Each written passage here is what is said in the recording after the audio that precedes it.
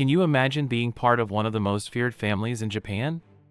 Well, this is the story of our girl who, just as she starts to grow up, loses everyone she loves the most.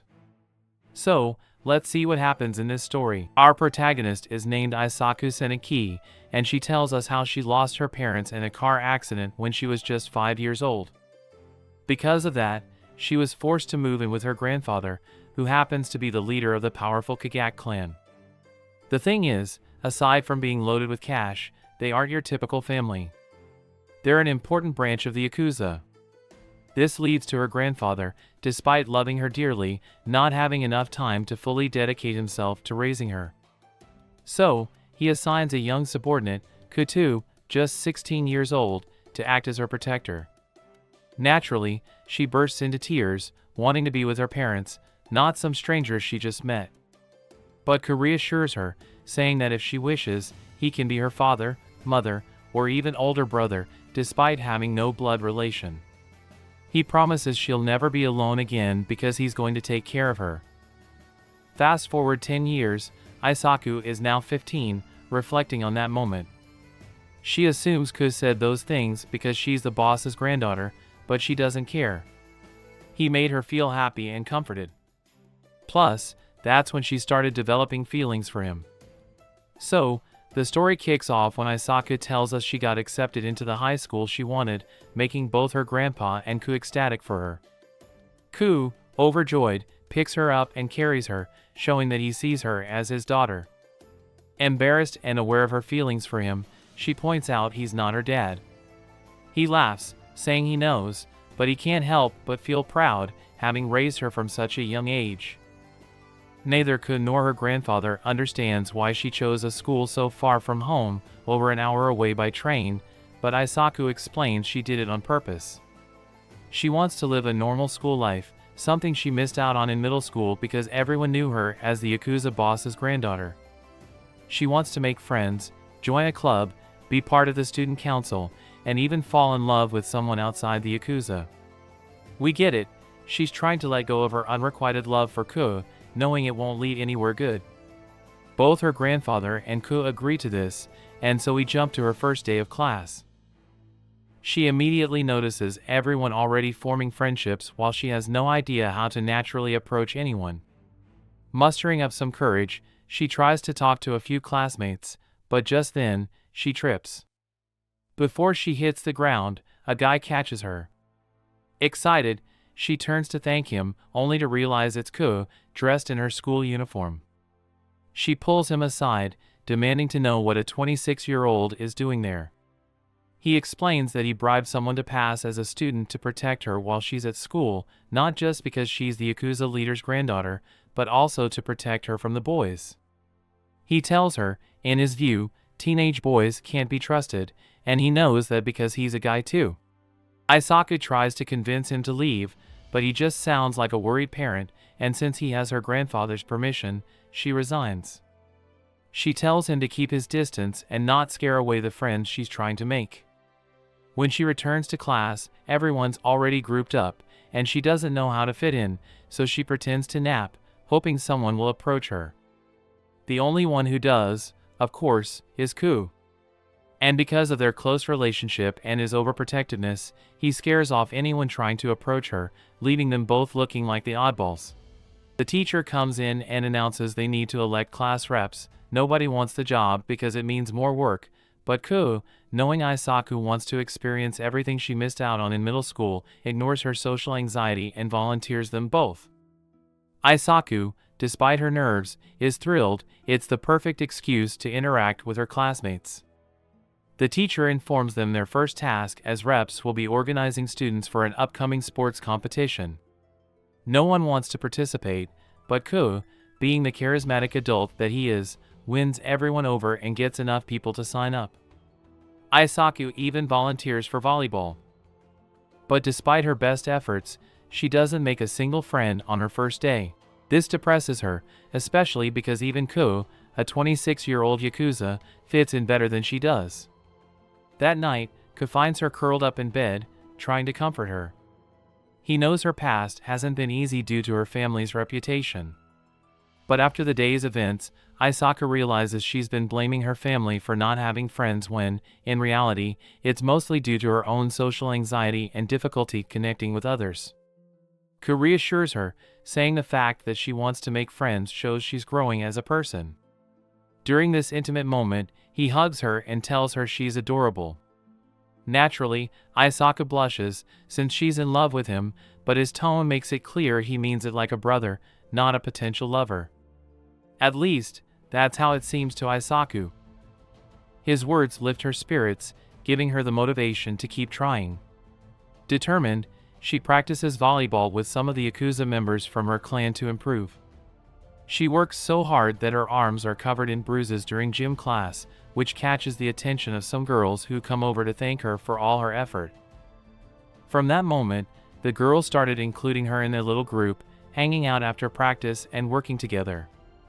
When the day of the competition finally arrived, everything went perfectly, and they won their first match. During one of the breaks, Isaku found Keiya smoking behind the gym. He admitted he was feeling a bit down because Isaku was doing so well, and he felt kind of left out. But despite that, he encouraged her to keep giving it her all for the rest of the games.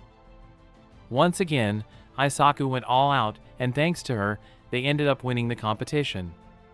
The downside was that she pushed herself so hard her hands were badly hurt.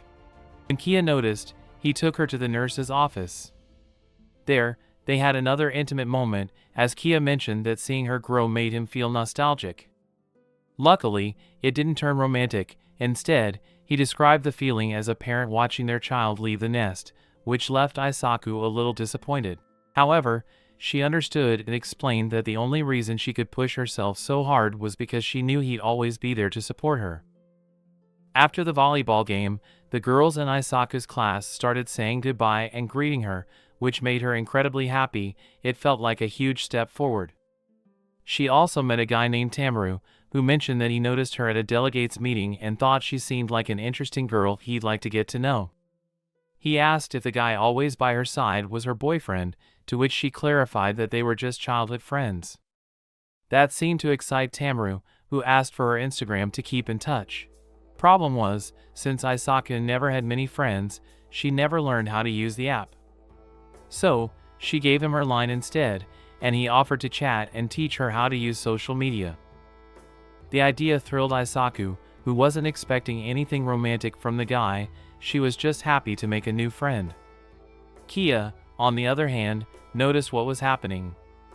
Though he didn't step in or say anything to ruin things, when he returned with one of his underlings, he went into full-on overprotective dad mode, firing his gun into the air, complaining about hormonal teens, and promising to get rid of that annoying little punk. His tone was so paternal that it really felt like a dad being overprotective of his daughter. However, Isaku admitted that her feelings for Keiya kept growing, and she had to do something before things got complicated. For now, nothing illegal was happening, and she kept chatting with Tamaru, who turned out to be super fun. Although she wasn't romantically interested in him, she couldn't help but think that she'd love to fall for a guy like him. Their interactions progressed, and they started talking more at school. Tamaru even invited her to hang out with him and his friends around Tokyo, having fun and taking cool aesthetic photos to post on social media. Of course, she accepted, thrilled about making more progress socially. Keiya, on the other hand, wasn't so happy, feeling something very close to jealousy. At one point, he even tried to take her phone away so she wouldn't talk to the painted punk, which caused her to fall on top of him. It was the typical anime moment, which would have been 20 times less weird if Keiya hadn't raised her and wasn't 10 years older.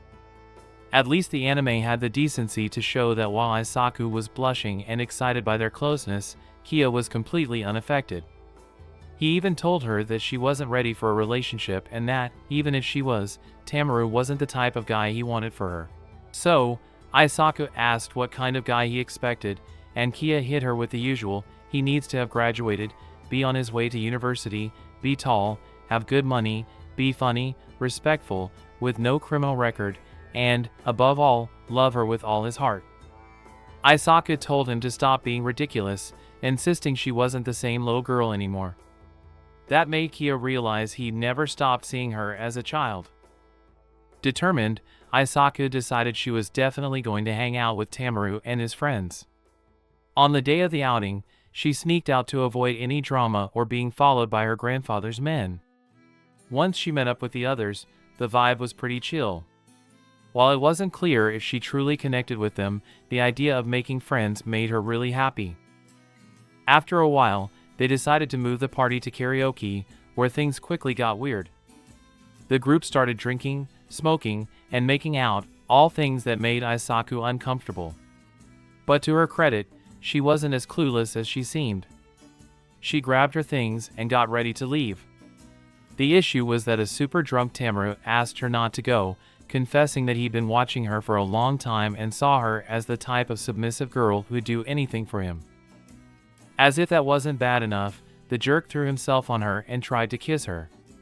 Thankfully, at that moment, Keiya showed up, dressed like a yakuza and ready to put the punk in his place. Drunk and not recognizing him, Tamaru stood up to confront Keiya. But Keiya didn't even give him time to speak. He grabbed him by the head and slammed it against the table multiple times. Isaku begged him to stop, and he did, taking her away. But not before threatening everyone else, warning them to keep quiet about what happened unless they wanted to end up like their friend. In the car, Keiya thought about scolding her, but Isaku knew she'd been spared from experiencing something terrible. Still, she couldn't help feeling stupid for trusting the wrong people. Keiya reassured her that it could have happened to anyone and admitted he tracked her using the GPS on her phone. He promised he wouldn't interfere with her decisions but asked that she at least keep him informed about where she was going. She agreed, realizing she'd accidentally stained his shirt with her lipstick. She apologized, but he hadn't even noticed she was wearing makeup. It might seem like a silly detail, but this moment changed things. For the first time, she realized she wasn't the little girl he met 10 years ago anymore. Suddenly, she couldn't take her eyes off him. If that wasn't enough, Keiya admitted that he didn't care what kind of person she was looking for to be with, he would never let anyone take her away from him. Before the cops could be called, nothing else changed too drastically, mainly because Isaku hadn't yet realized this new thought in Keiya's disturbed mind, and he didn't plan on acting on it. In the end, they agreed that knowing how to solve differential equations wasn't vital for the mafia. But Isaku insisted that if he was going to be by her side for the rest of her high school years, the least he could do was study. So, they went to the library, where she realized he wasn't just clueless, but also kind of dumb. She offered to help him at least pass the upcoming makeup exam. While they were studying, two girls who were also struggling in the subject approached, saying they knew Isaku was smart and basically asking her to help them too. Both Keiya and Isaku got excited. It seemed like the perfect opportunity for Isaku to make new friends. The thing is, teenage girls are just as hormonal as teenage boys, so it didn't take long for them to figure out that these girls were only looking for an excuse to talk to Keiya. He politely rejected them little by little, remaining kind, but when one of them asked Isaku if she and Keiya were dating. But before she has the chance, she flatly denies it, almost implying that there is no such possibility, which for her sounds like the worst kind of rejection considering that she is in love with him, leaving her somewhat depressed to the point that she arrives home with an aura that she is about to start crying.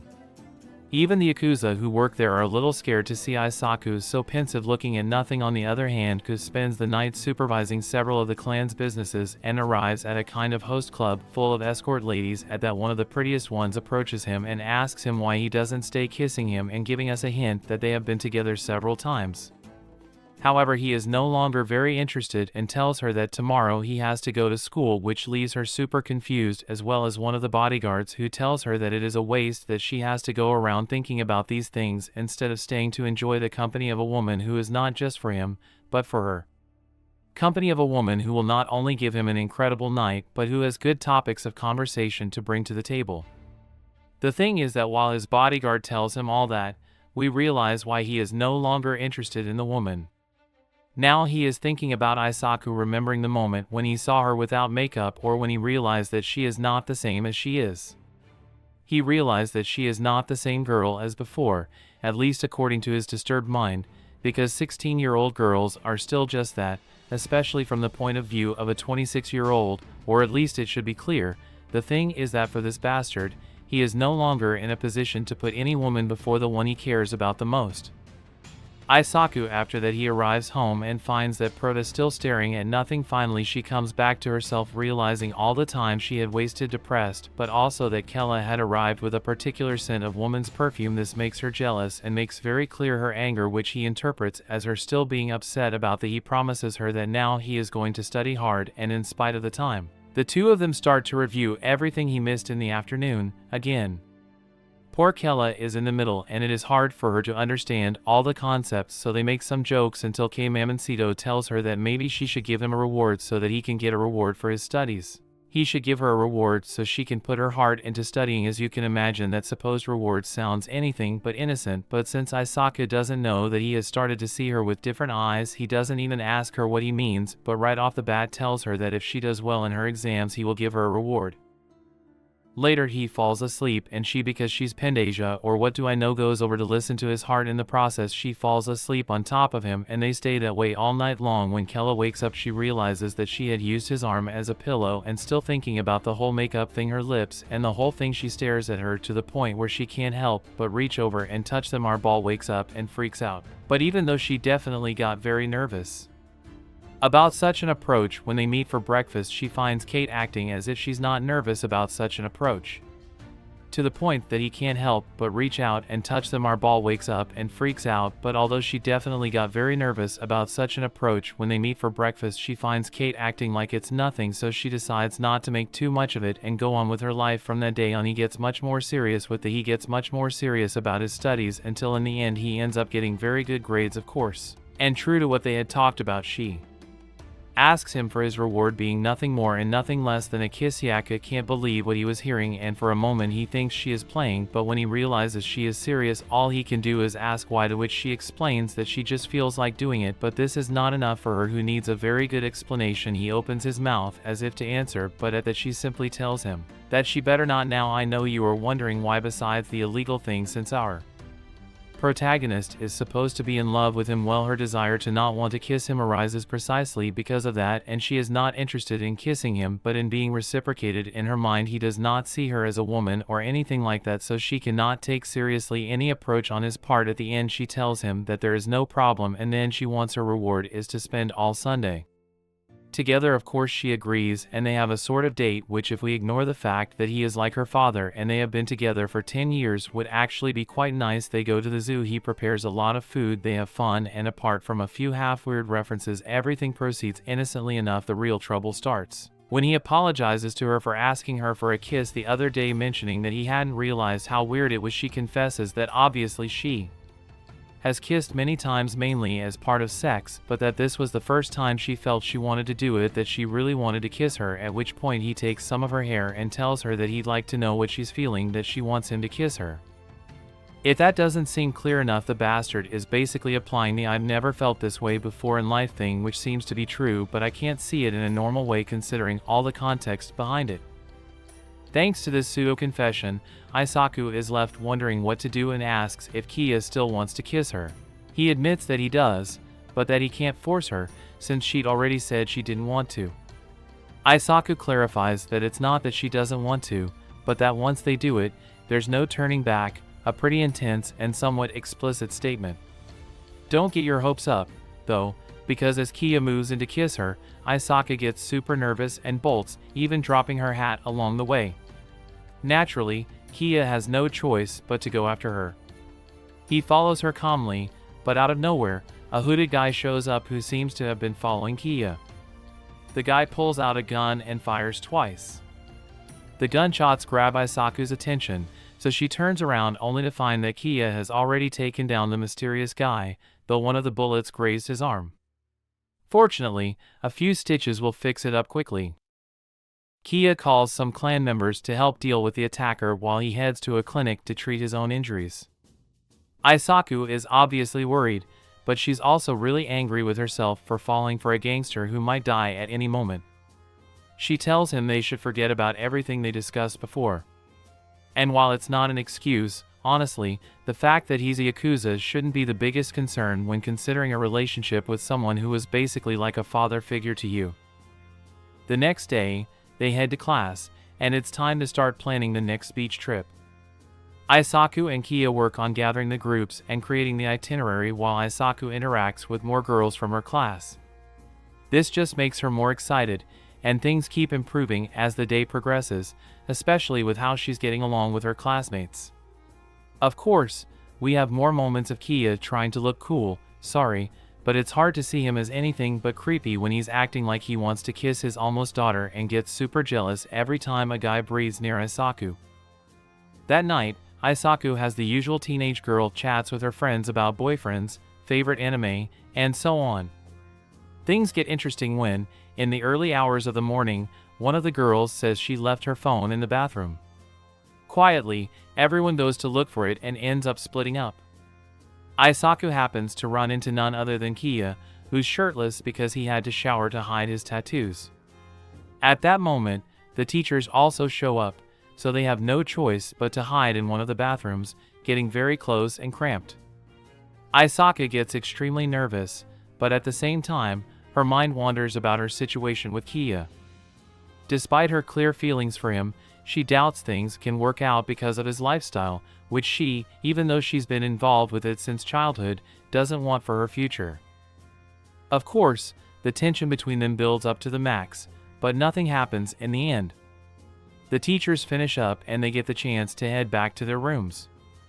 This back and forth of jealousy and odd behavior continues the next day, where Keiya gets super jealous of the swimsuit Isaku is wearing and asks her not to remove her cover-up.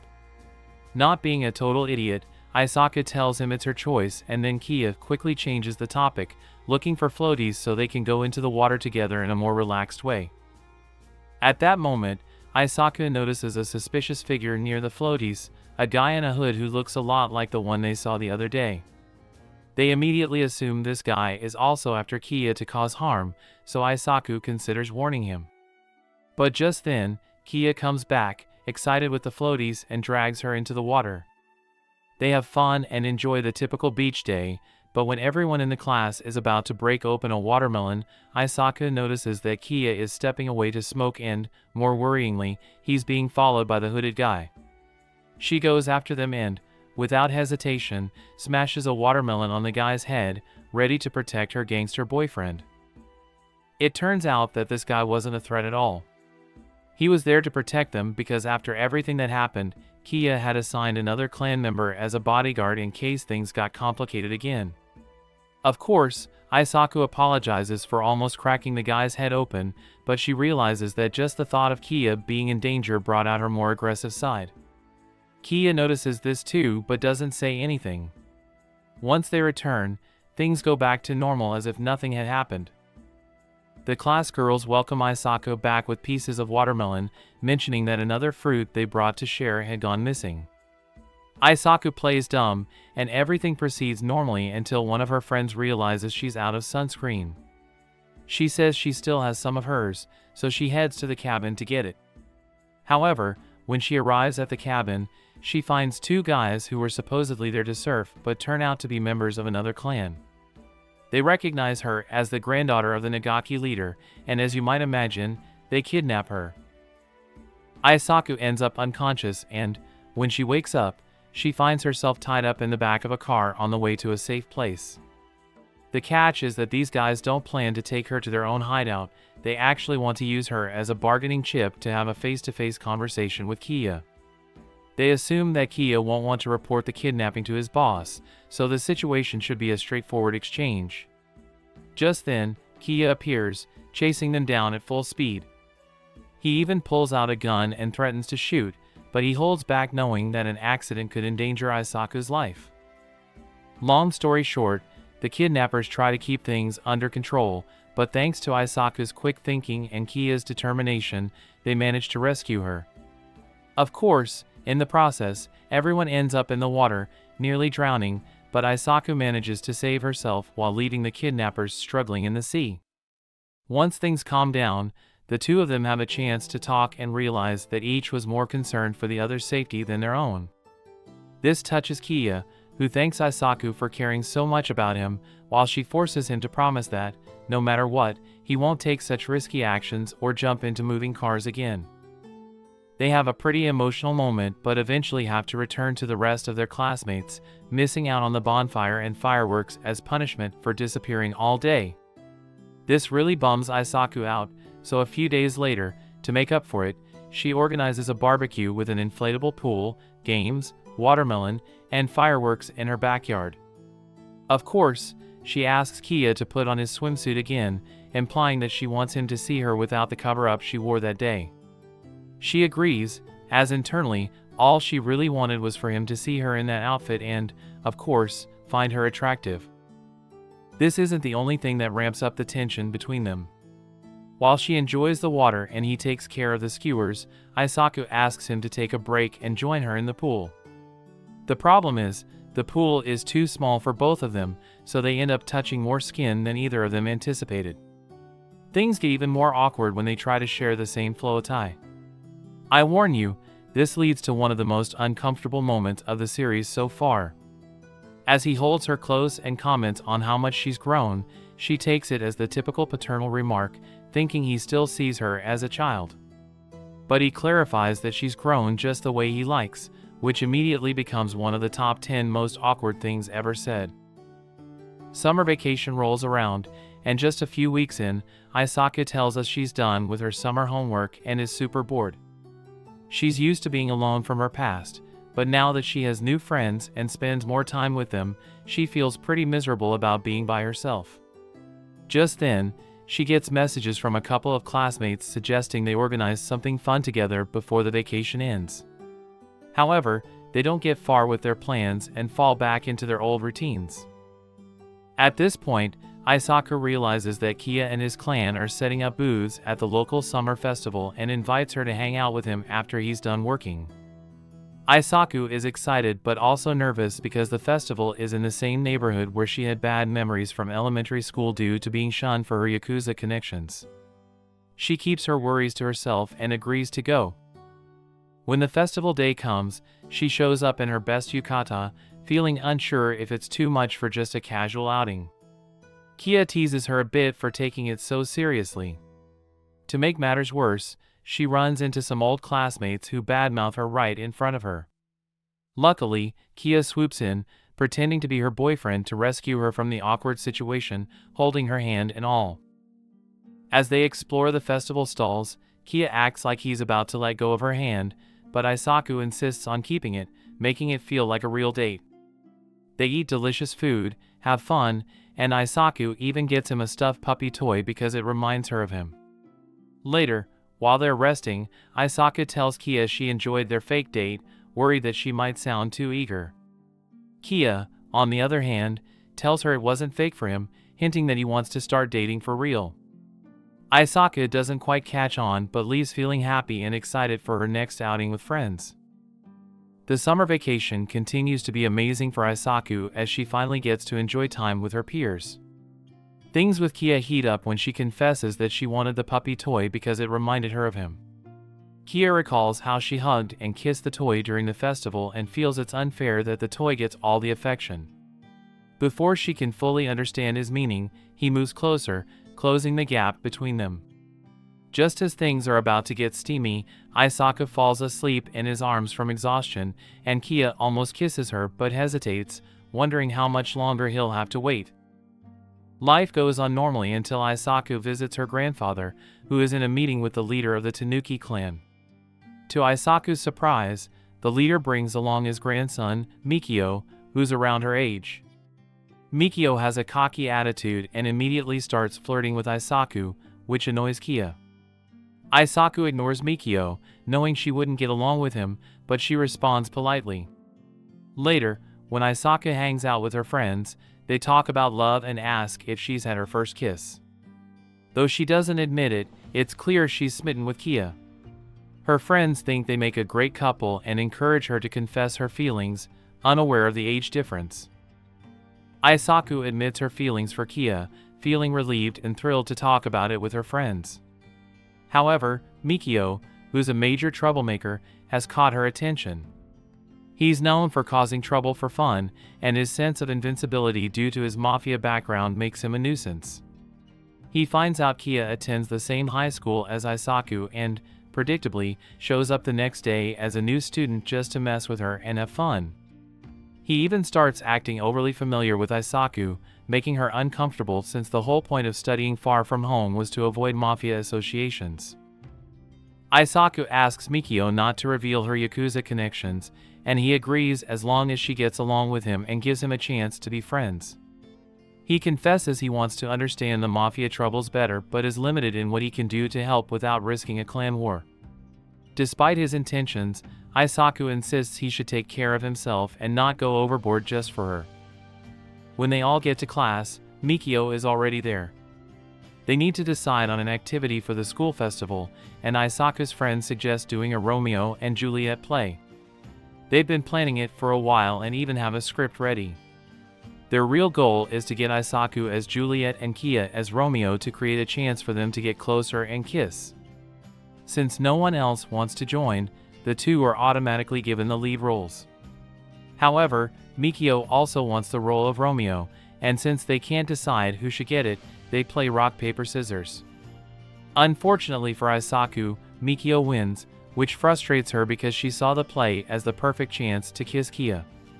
Keiya ends up with a secondary role, but that doesn't stop their sweet moments, like when Keiya helps Isaku rehearse and gives her a tender kiss on the cheek.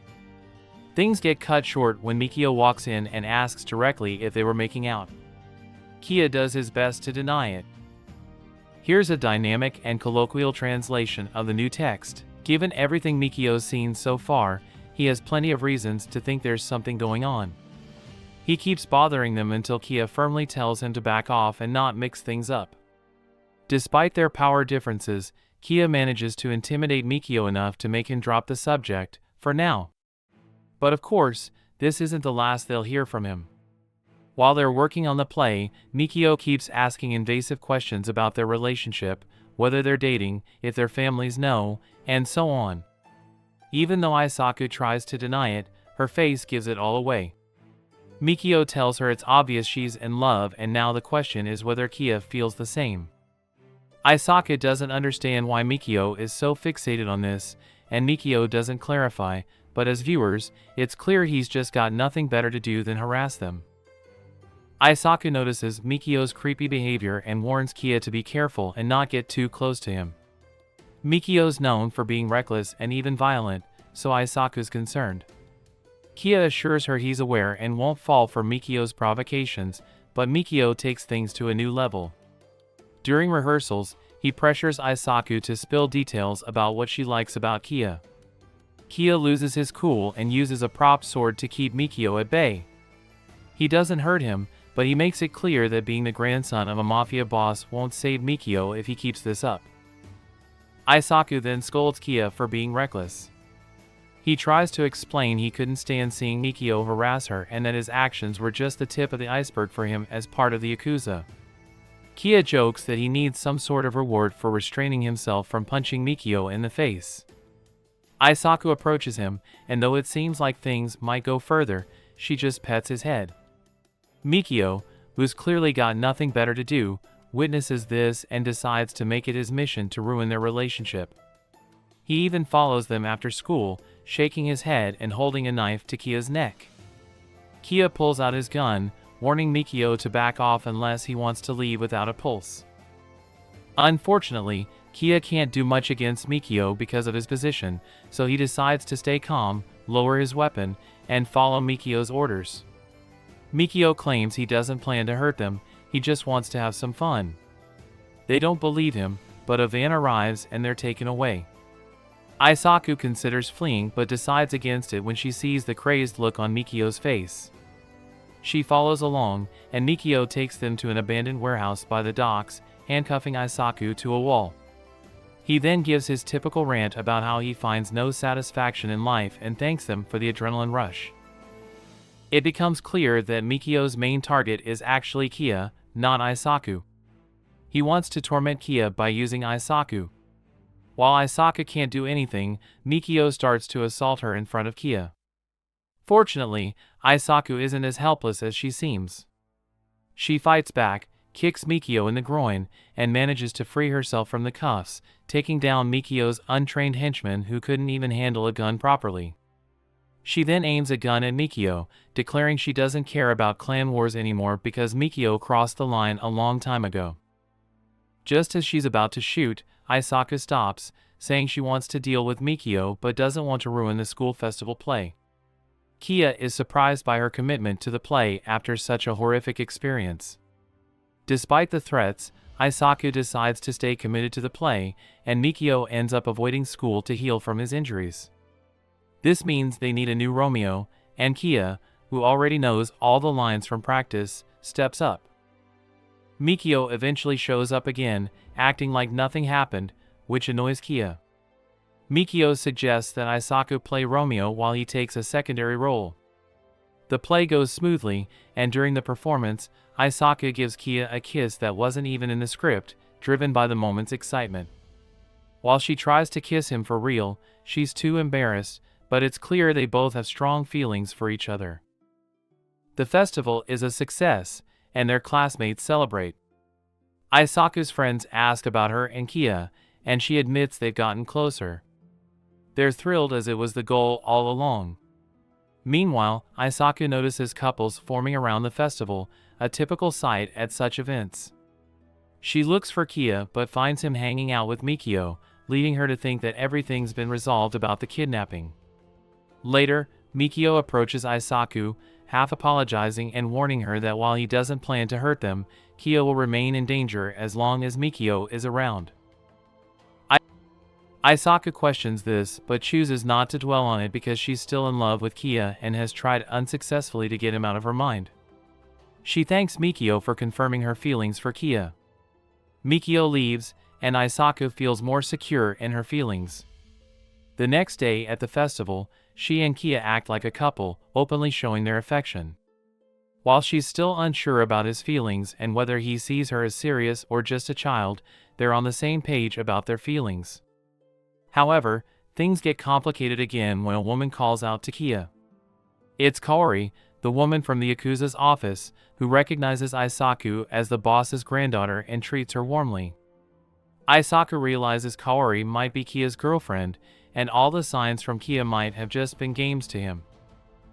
Kaori kind of half notices the jealousy, so she tells Isaku not to worry since she supports her here. The three have a few more exchanges, but the situation doesn't progress any further and Kaori simply walks away while the fireworks shows begin. However, our prota can't stop giving her thoughts on the matter and even asks him directly if he has a thing with the girl. She tells him no, she's not his girlfriend, but Isaku doesn't quite believe her because from the way they interact they give the impression they're pretty close. Directly to him if he has something with the girl, she tells him no, that she is not his girlfriend, but Isaku doesn't quite believe her because the way they interact gives the impression that they are close enough that she notices that the affair is not over, so she asks him if he is jealous, and although Saku denies it, the expression on his face says more than one words. Curiously, she tells him that he is being too adorable and he does everything he can to reassure her, stating that only she has the power to give him orders. The situation escalates when he tells her that despite that he is not as disciplined a dog as he seems, so he doesn't quite know how much longer he can hold out to have her at his side. The truth is, I don't know what other confession this one or the police need to do something, but the point is that these new words leave her wondering what to do. Next, she already knows that he corresponds to her, but even though she tries to put aside her fears regarding Keiya's lifestyle and her age, please someone think about her age, these doubts keep popping up in her head over and over again. What will happen once the two of them talk openly about their feelings? What will happen if they start dating? What will they think because of age, since we see that is the last thing those bastards care about? But all this time Isaku has been telling herself that all she cares about her future is to live the life of a normal person. Obviously she knows that won't be possible with the yakuza. That's exactly why she tried to put aside her feelings for Keiya at the beginning of the series, but even though she tells herself that she's sure that spending more and more time together with Keiya has made the idea of taking a risk not sound so bad, she thinks that she would like to talk to someone about all this so she can drown herself. But although she finally has friends, the subject of the yakuza and the age difference is not something she can mention casually, so already desperate she remembers that before she said goodbye to Kaori she had given him a card with her number telling him he could contact her at any time. That is why, after thinking about it a lot, she sends him a message and they arrange to meet the next day at the club where the woman works. Of course, Isaku gets a little nervous because he was taking away her valuable billing time, and Kaori is a little intimidating, but the woman insists that he relax and tells him that she meant it when she said she would be supporting her.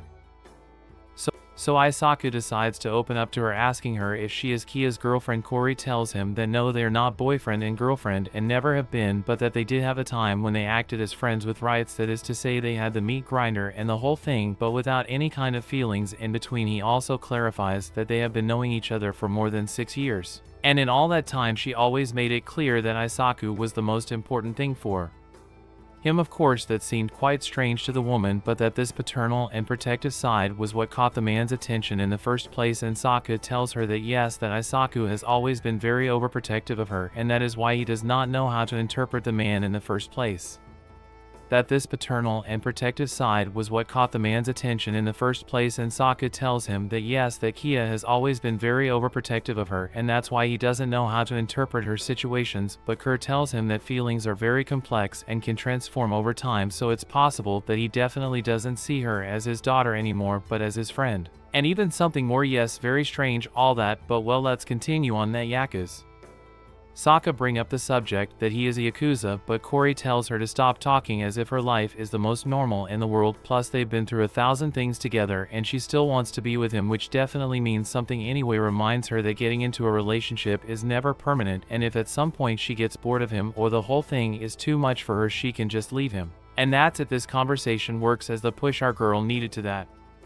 Same night arrive at Keiya's room, informing her that she has something very. Kisaka simply confirms to her that he has her consent to go ahead, and for a few seconds they don't leave her with the doubt of what he is referring to, but he simply takes her in his arms and throws her on the bed, ready to move forward with demonetizing things. We realize that she wanted to do it, but not at that moment and not so fast. So she tells him to wait a little longer, and he accepts. She takes the opportunity to confess her feelings as God commands, and she tells him that he is also in love with her, but the problem is that he is in love with her, but the problem is that he is not in love with her, and that he is not in love with her.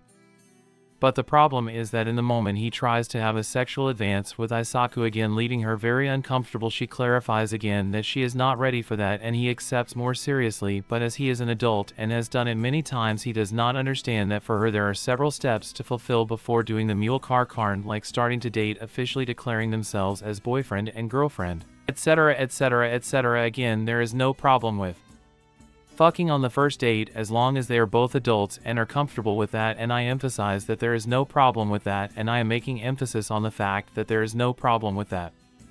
I emphasize that they are both adults here. It is clear that they are both at completely different stages of their lives, although I doubt that the key one is very mature, which unfortunately creates a new insecurity in Isaku, who now has doubts about whether he is really in love with her or just wants to have sex. In her mind she realizes that things didn't happen as she expected, since again, being a high school girl, she imagined something much more romantic and less carnal at all. We don't really know what Keiya thinks about the subject, but the attention between the two is evident, and I don't mean sexual attention, but that which is uncomfortable at school. Isaku tells her friends a little of what happened, although not so much the almost sex part, but the fact that he proposed to her, but they couldn't talk about it properly, so she is not sure if they are dating now, if they are boyfriend and girlfriend, or what the fuck is going to happen between the two to make things even worse. At that moment they realized that one of the most popular girls in high school was proposing to her, but that they were not able to talk about it as they should, so she is not sure if they are dating now or what the fuck is going to happen between the two of them to make things even worse. At that moment they realized that one of the most popular girls in high school was proposing to her. She knows that she surely has something with Isaku, but she didn't want to be left with the desire, and tells him that if he is going to reject her, at least give her a kiss as to stay calm. And Yaku observes how she is approaching the girl to give him the famous kiss, so he can't take it anymore and goes out to yell that she hates him. Then he runs away, and shocked he doesn't even go after her, but he stays there. All sex 1 skills with weapons 10, effective responsibility 0. She arrives home super depressed, and he tries to apologize, but the truth is he doesn't understand what the problem is. In his mind, kissing a girl he doesn't like doesn't mean anything, and he was just planning to kiss her, get out of it, and go back to that prota again. This just leaves in evidence the sea of difference that exists between the concept of love life and the relationships of both. For her part, she also doesn't explain to him what the problem is, since he is supposed to know what it is. He finally asks for help from Isaku's friends, who tell him that she is waiting for an answer. His confession that he is a jerk, that he can't go around kissing girls just to get them off his back, that he has to speak up, and all that we already know now. I'm going to be honest with you, I'm tired of this anime and these two who are so amiable. So I'm going to be honest with you, I'm tired of this anime and these two who are so amiable. So I'm going to be honest with you, I'm tired of this anime and these two who are so amiable. So I'm going to be honest with you, I'm going to be honest with you, I'm tired of this anime and these two who are so. I'm going to summarize everything that follows without so many details. Our prota keeps sinking in her own misery, thinking that he doesn't love her, that she regrets having confessed, and all those in the process she is remembering part of the moments they went through together from their childhood until today, just in case they had forgotten that the bastard raised her, understanding that since she was a little girl she always saw him as someone important to her. When they get home, that she was always thinking of him as someone important to her. When they arrive home, she leaves him and takes her to a place alone where she takes off her shirt. However, it is not to have sex, but to show him her tattoo that, leaving aside the much text, represents everything that she means to him: her family, her shelter, the best thing that has happened to her in life, and now her lover. In this way they begin a relationship in an official way. And that wraps up today's summary of Koi to Yobu Inai wa Koi wa Hidakura. I hope you enjoyed the video. If you did, be sure to like and subscribe to the channel so you don't miss out on future content like this. Leave a comment below with your thoughts on the series. Did you like the ending? What do you think about the relationship between the main characters? I'd love to hear from you. If you're interested, I also recommend checking out creator's name's video for an even deeper dive into the details and themes of the show. You can find the link in the description. Don't forget to follow me on all my social media to stay updated on all the latest news and upcoming videos. Thanks for your support, and I'll see you in the next video.